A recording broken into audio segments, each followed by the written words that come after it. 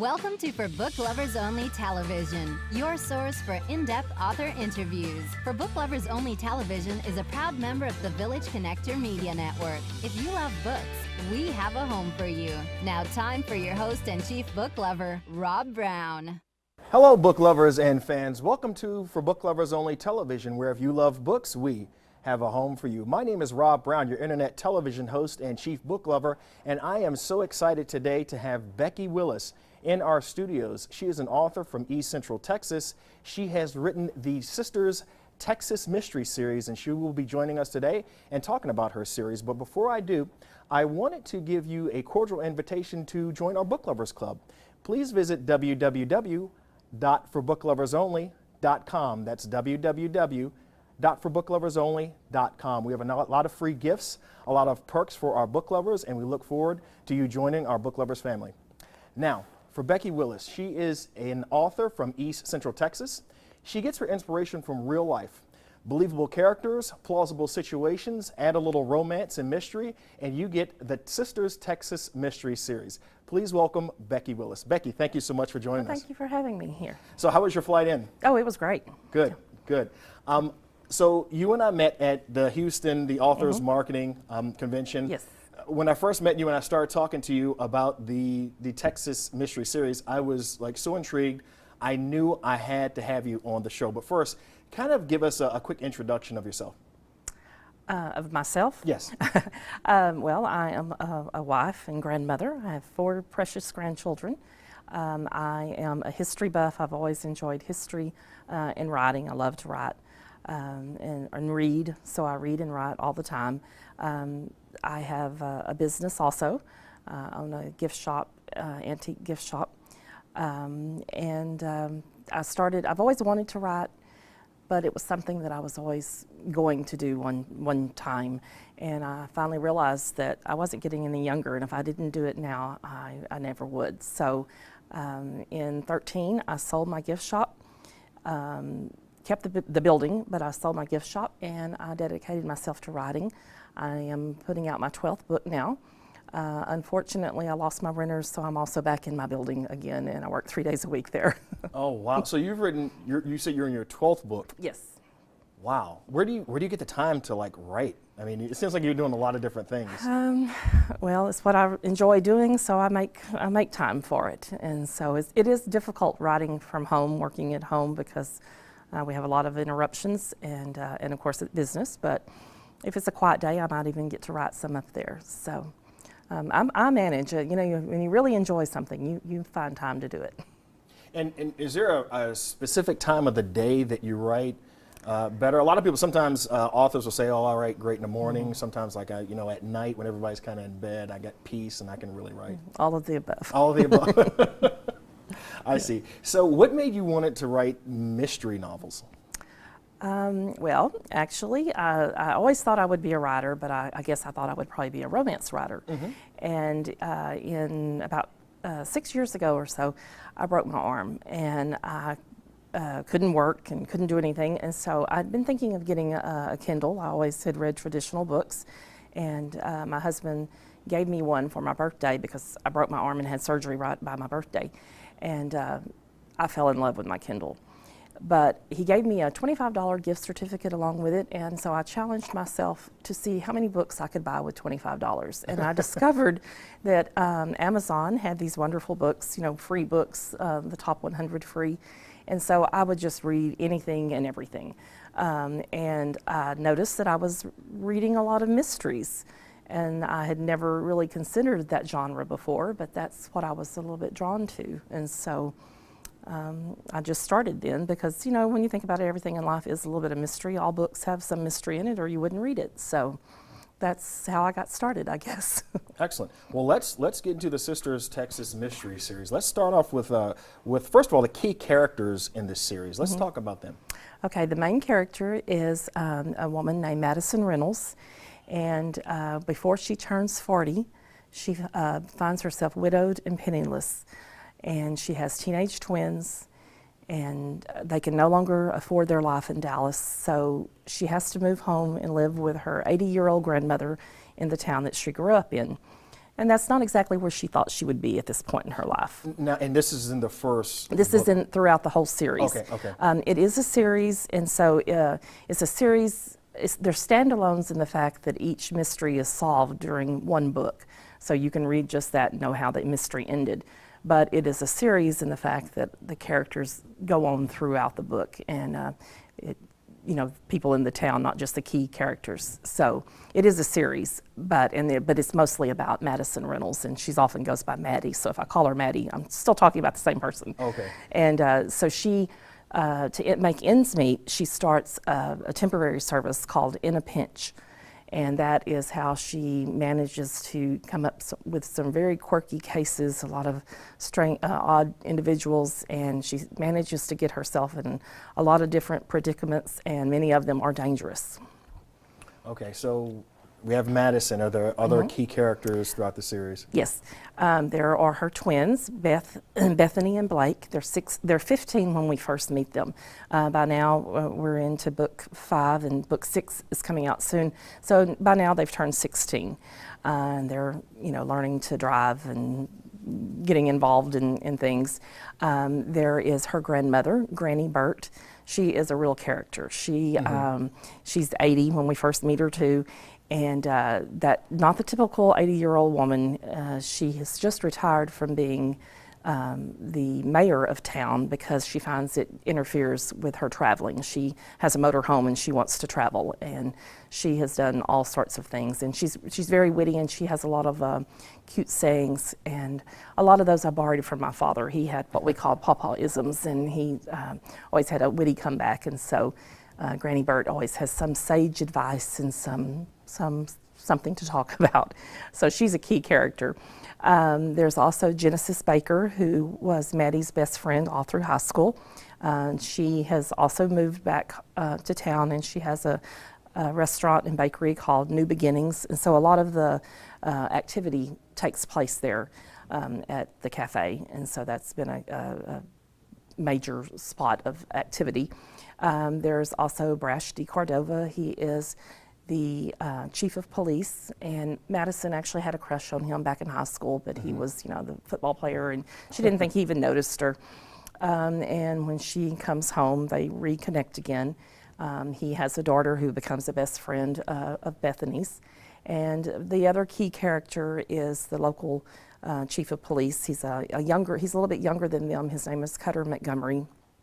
And he's usually involved and very helpful in a lot of the things. So, and then a lot of the characters throughout towns will pop up in each book, but those are the key characters. Okay. Now, before we start, talking about the book series and start with Chicken Scratch, so this is the sisters, but it's interesting because when you say the sisters, we're not talking about Madison and her sisters, we're talking about 2 towns, correct? That is correct. Okay. So where'd you get that idea from? Well, 5 years ago, my son got married at a venue along the Brazos River in Brazos County, Texas. And it was actually once part of, I guess it was a cotton plantation. They grew cotton. They still do. It's rich river bottom soil. And there is a railroad track that just runs right through the property. And there's actually a feed mill on one side and a real cute, quaint ranch or farm, farm on one side, and it has a lot of little interesting buildings. There's an old depot, and it just gave me an idea that back in the day when it truly was a cotton plantation, I made up a background story, and there was Cotton King Bertram Randolph, and he had 2 daughters that were constantly feuding. They could not get along. And you'd send them into town on the train, and they would get in an argument about the dressmaker made her the better dress or the hat for her or whatever. So the only way he could keep peace was to give them each their own town. So Juliet was given land on the south side of the tracks. She could create her own town. Naomi was given land to the north, and they could create their own town, have their own dressmakers, their own milliners, whatever they needed. And so there was always a feud between the 2 of them. And of course it got worse when they both fell in love with the same man. And so that man gave his name to one daughter, Juliet, but he gave a child to the other daughter, Naomi. And so now this is modern time, and there is still some of that same residual resentment and competition between the two towns, but they are collectively known as the sisters. So that's how I got the idea for the story. That's really intriguing. Gosh, your creativity is off the charts. Yeah, my mind never stops. Absolutely. All right, well, let's get into chicken scratch. Okay. Okay, so that was the very first one. Actually, my husband and I also in another business. We are also, or my husband is also a commercial chicken farmer. He grows commercially. So we have like 140,000 chickens at any one time. And so they're not just the small little barns that most people talk about. So, you know, they say write what you know. So I know about chicken houses. So I had to change a lot of the details. But I based a story that Madison, her first big customer or client for her in a pinch temporary service, was a chicken grower who wanted her to come work. And on the very first day of work, she finds him dead in the chicken house. Wow. Yeah, not a good way to start a new job. Yeah.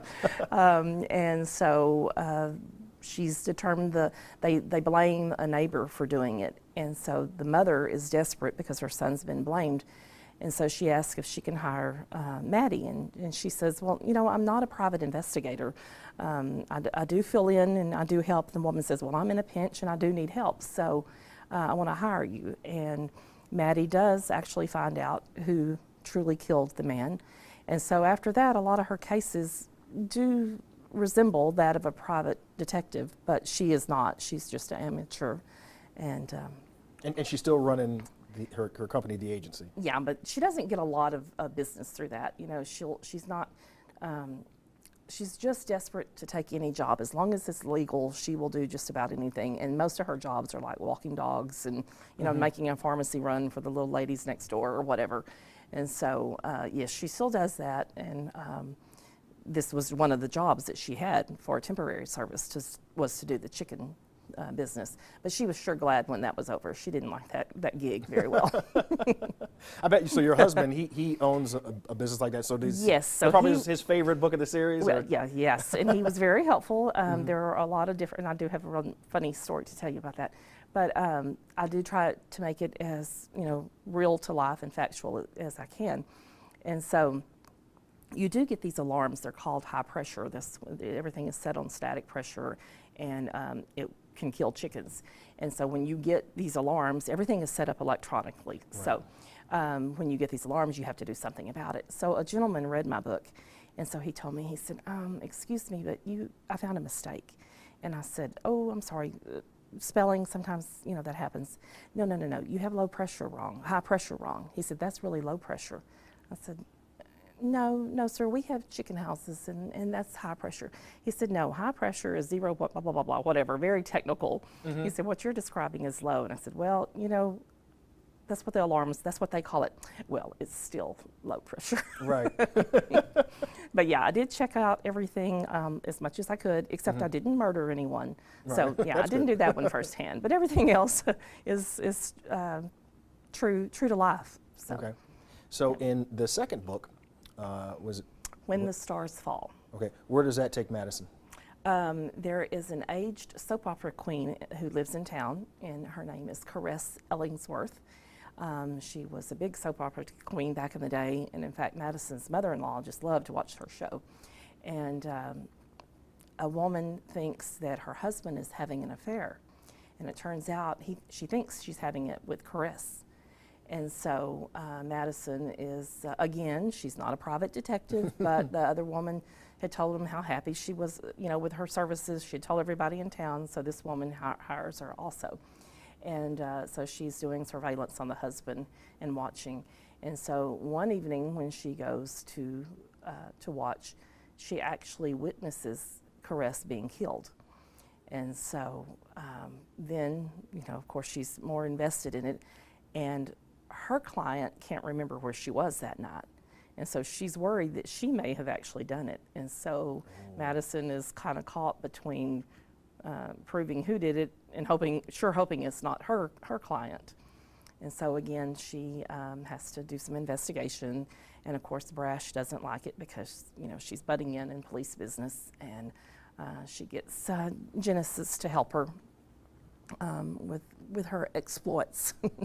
So how does Madison, is she just has like high intellect with regards to doing these investigations? Is she just intuitive, or she just kind of uses her own skills? Yeah, a little of that, but I don't know if you know anything about small towns, but in small towns, everybody knows everything. And so if they don't know it, they'll sure be glad to make it up, but they will tell you things. And Granny Burt is, somehow she has a uncanny knack for being, she knows exactly what's happening in town. She knows the pulse of the town. She knows everything. And so she can also tell you all the background of the town. So she's a huge help to Madison in all of her investigations. And, so she gets input from there, and then just sometimes she's just in the wrong place at the wrong time. And usually they think she knows more than she does, and then they're trying to, keep her quiet, and it creates danger. And then she's determined to find out, what really did happen. And the third book is involving stipulations and complications. Yeah. Granny Burt tells her that everything in life comes with a stipulation. If you want to fit into next year's swimsuit, you can't have ice cream. If you want to get into heaven, you can't, drink in carouse on Saturday night and show up smelling like booze and, cheap cologne on Sunday morning. And, she just, that everything has a stipulation. And what that mostly is referring to, that in the midst of all of this, Madison is living, of course, with Granny Burt, and she's got teenagers, and that's not exactly good. So Granny Burt has an old mansion that has been sitting empty, belonged to the original Juliet, matriarch of the town. And she wants Madison to buy it and live in it, and of course Madison can't afford that. She can't even afford, the house she had. So Granny Burt manipulates a television show that does makeovers. She manipulates them into doing the makeover for free on Maddie's house. And so she becomes an unwilling participant in a reality show, a reality home makeover show. And the stipulation is that when you do that, yes, you get your house done for free, but you give up all your privacy. And it doesn't help when you find a skeleton in the basement. So a human skeleton. Yes, a human skeleton wow. in the basement. So yeah, that's the mystery in that one, trying to determine where that was, and her client is also getting to help on a boundary dispute. And that actually comes into play in a couple of other books too, because some of the threads do follow on through. Okay, so I'm getting the sense that this is not your average sleepy little Texas town. That's right. And actually that's probably not even true on most, because there's usually something going on. Okay, and in the fourth book, Home Again. Tell us what happens to Madison there. Okay, in Home Again, and the reason it's named Home Again is because by now the house actually is finished, and they are able to move into the home.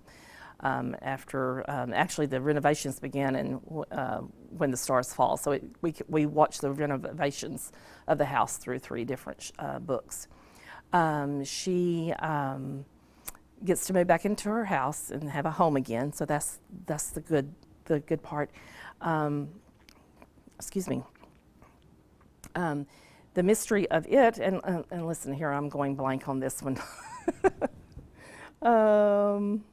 When you write so many books, sometimes you begin to they run together. There's a lot going on in the Sisters Town. There's a lot going on. A woman dies mysteriously, and actually they say that she died, drank herself to death, but she was actually a teetotaler. She was known not to drink. And her friend hires Madison to look into it just enough that the police will open the investigation. And so that's how she started on that mystery. So that was the mystery part of that one. She had to prove that a woman did not die of alcohol poisoning, which actually, so that's how that one is. I can't give away how the end goes. Oh yeah, absolutely not. And that's what I call the mystery series. And then the fifth book in this series is Jenny's Ballad. I love this. I love the cover of this book. I mean, obviously these books are like high quality, but the cover of this book, I love it. I just love the cake. So tell us about Jenny's Ballad. Okay, so Jenny's Ballad is mostly about Jenny, Genesis. And all along, she and Cutter have had a good friendship that was going between them, but there's 8 years difference between them. Jenny's older. And so that she's been struggling with that. She's kind of attracted to him, but she, thinks it's inappropriate. Right. She also has a past that we haven't talked a lot in the other books, and some of that past comes back to haunt her now. Oh. And she is a baker by trade. That's what she loves to bake. She is a good cook, and she has a restaurant or a cafe. But her specialty is the cakes, and that's why there's a cake on the front of the book. Yeah, this book primarily is about her. But there's also another case that she helps Maddie own in it. And so there's actually quite a bit happening in that book. There's several different mysteries going on in that book. Wow, so Maddie has basically gotten the reputation around town for being like the town detective. And she is considering getting her license. In fact, she is working with, you can expedite your private detective investigator license if you work with one. And so she is, if you have at least a year's experience of working with one. So she has been working with one. He's based in Houston, and she's a couple hours away, so she does some of the local work. So she's getting a feel for that. And I don't know, maybe in later books, she may possibly become a legitimate one, but right now she's mostly just, I guess, just nosy enough and curious enough to find those things. Well, obviously she's very good at it because people keep hiring her. So, they sure do. Yeah. So there are 5 books in this series. Are there going to be any more? Yes, there are. Somehow, on my reviews, a lot of people thought that the books were through. I think one time I put, "Thank you for spending this time with us," and I just meant thank you for coming to our town and visiting with us. I didn't mean it was over.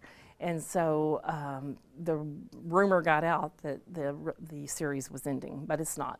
In fact, I have a new book coming out. It will be out on November 1st, and it's a Christmas edition. I've never done a Christmas book before, so I'm excited about this. And there is someone who is stealing Christmas gifts in the Sisters, so they're calling them the Christmas Crimes. And so it's also good because it's got a lot of Christmas traditions. I ran a contest and got input from a lot of my readers, and some of their traditions also show up in the book. So it combines Christmas and just another mystery. Oh, great. I love the way you kind of weave both of them in there. And I understand that there's also some really exciting news about the entire series. Yes. Tell us about that. Yes, there is some very exciting news, and I'm sorry I can't give you a full rundown on it. Okay. It is still a little bit under wraps, but the entire series has been picked up. It will be coming to you on television as a movie, maybe a movie of the week sort of thing, a little small series. So it's a very popular network, and I'm very excited about it, but I don't want to jinx it, so I'm not going to give you too many details. But I tell you what, when it's finalized, I will come back and tell you all about it. Oh, excellent, excellent. Congratulations. That Well, is thank you. huge news. Yeah. So Yeah, I'm very excited. I wanted to ask you, as a successful author, for our viewers and listeners and people that are tuning in, if they want to take the plunge in becoming an author, kind of the way you did, what type of advice would you give them? Do it. Just don't, do it. Yeah, don't wait. Because if you wait, you probably will never do it. And write what you know and what you enjoy. The biggest compliment that readers give me is that they tell me that they love the characters. They tell me these feel like they're friends, and they feel like they're coming back to visit. They can't wait to read the next book. So create characters that are real and believable. And I do take a lot of the books will have one little grain of something that really happened to me in real life, and I will build on that. And so make your books believable, make them enjoyable, make sure you like them in case you're the only person reading them. Right. but then take the plunge and get out there and share them with people. And you'll probably be surprised at who else loves them. And for people who are watching who want to follow you, want to stay in contact with you, you have email and you have your own URL, your website, and Twitter and Facebook? Yes, I will admit I'm not, I don't understand Twitter all that much. I'm not on there very often. I do Facebook. I have a website, and I promise if people write me, I will write them back. So my email address is at the back of every book, on the website, everything. I do encourage people. I love to hear from readers, and so that really helps me. And a lot of them do give me ideas. In fact, one of my readers wanted Granny Burt to have a love interest, and so I think love interest appeared. I think it was in Home Again for Granny Burt, and so that came from a reader. I love to hear from people. So and it lets me know if I'm on the right track or if I need to change something. So yeah, so please feel free to write me and ask me anything, and I'll help. And I'm often help people that say, well, I'm interested in writing. What do I do? And so I try to get them started too. Excellent. So. Becki, thank you so much. We are really excited about the Sisters Texas Mystery Series. We're also excited about Christmas and the Sisters too, and see what awaits Madison. Thank you so much for stopping by. Well, thank you. I enjoyed it. Thank you. And thank you for tuning in. This mystery series is available on www.forbookloversonly.com. Make sure you get a copy of each. These books are going to keep you on the edge of your seat. My name is Rob Brown, your internet television host and chief book lover, and this is For Book Lovers Only Television, where if you love books, we have a home for you. Take care. I'll see you next time.